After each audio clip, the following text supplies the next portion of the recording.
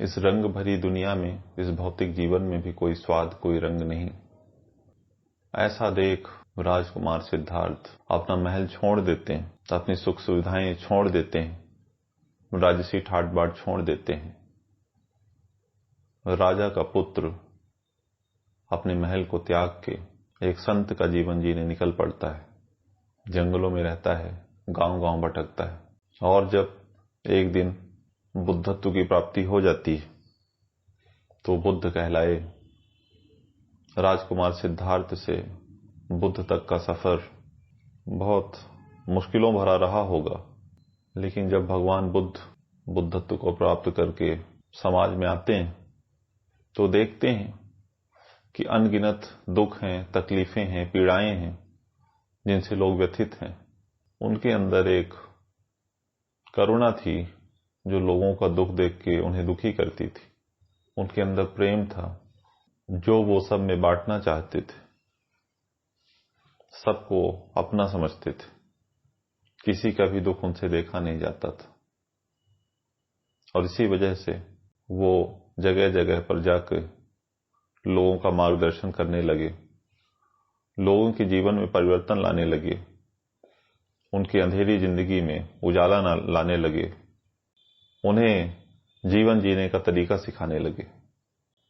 ऐसी ही एक कहानी है जिसमें भगवान बुद्ध एक गांव में जाते हैं और उस गांव के लोग उनसे बहुत नफरत करते हैं, उनका रास्ता रोक के खड़े हो जाते हैं।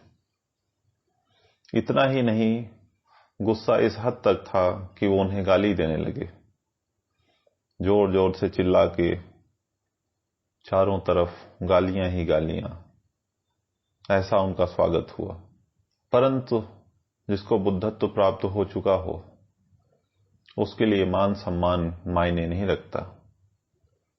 उसके लिए मायने रखता है लोगों का दुख, उनकी तकलीफें। और वही उन्होंने देखा।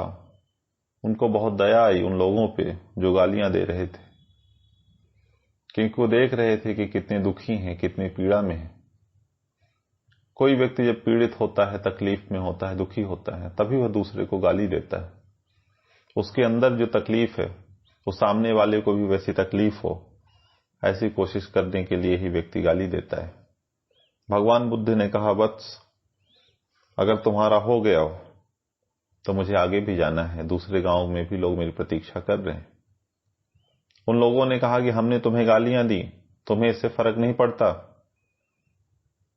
तुम इसकी कोई प्रतिक्रिया नहीं देना चाहते। भगवान बुद्ध ने कहा कि जब मैं राजकुमार था, बुद्धत्व प्राप्त करने के पूर्व मैं भी तुम्हारे जैसा ही था। तुम मुझे गालियां देते, मैं भी तुम्हें गालियां देता। तुम मुझसे मारपीट करते, मैं भी तुमसे मारपीट करता, लड़ाई झगड़ा करता। लेकिन अब मैं वो नहीं रहा। मैं इन सब से बहुत आगे निकल आया हूं। अब ये चीजें मुझे छू भी नहीं सकती।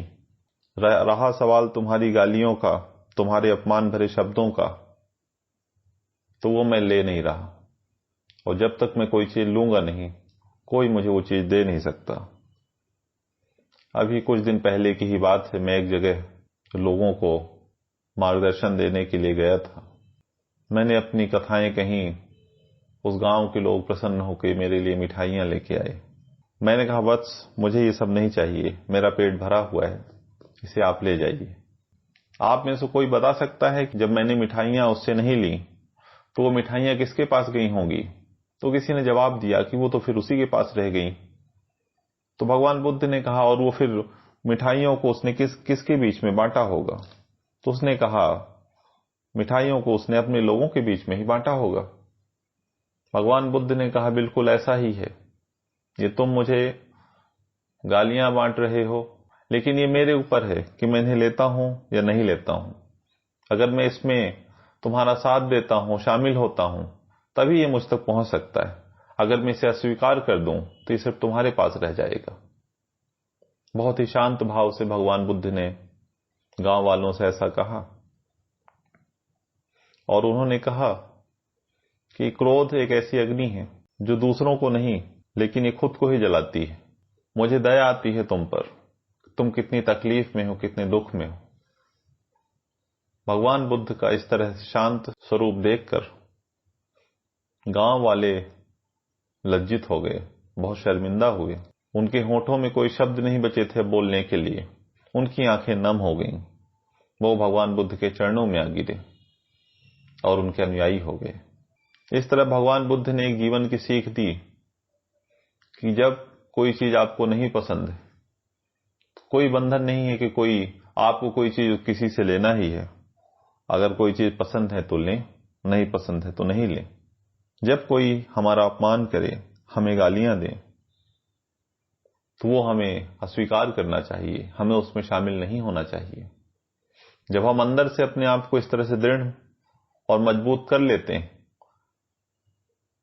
और हमारी इच्छा शक्ति प्रबल हो जाती है और हम खुद को पहचान चुके होते हैं, तो हम उन चीजों को नहीं लेते और वो चीजें उन्हीं के पास रह जाती हैं जो हमें देते हैं।